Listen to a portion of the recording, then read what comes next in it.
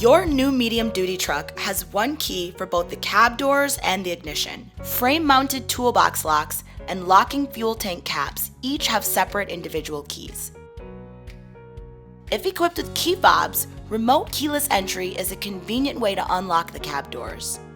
To unlock the cab doors, press the unlock button once. Quickly press the unlock button a second time within 5 seconds to unlock the passenger door. To lock, press the lock button once.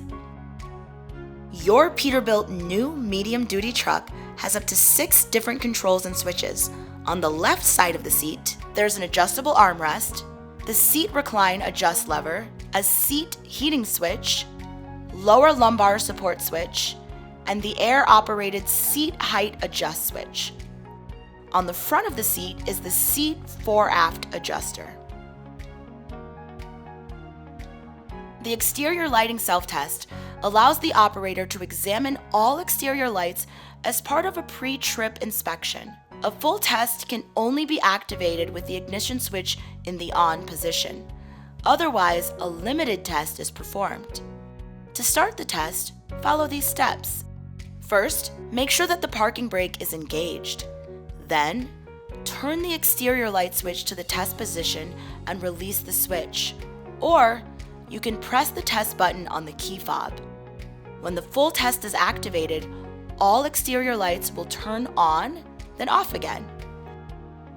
The test can be canceled by turning the vehicle to the off position or by activating the switch again.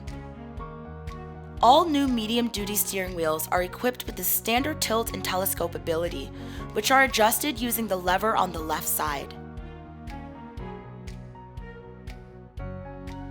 Controls for the turn signals, high beams, and wipers are located on the lever to the left. On the right side of the steering wheel is the 8-speed Packard TX8 transmission gear shift lever.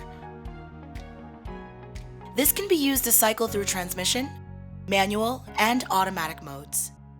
Manual and automatic mode are engaged through the button marked M/A and controlled by pushing the lever forwards or backwards. Pushing and holding the lever forward will engage the low gear range.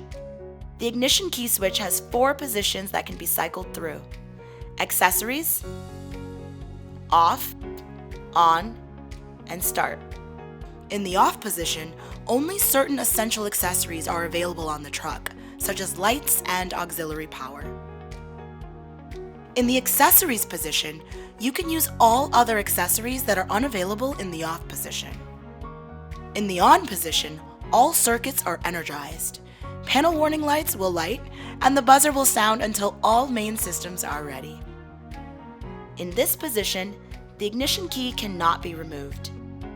To start the engine, make sure the parking brake is set, the transmission is set to neutral, or disengage the clutch if fitted with a manual transmission.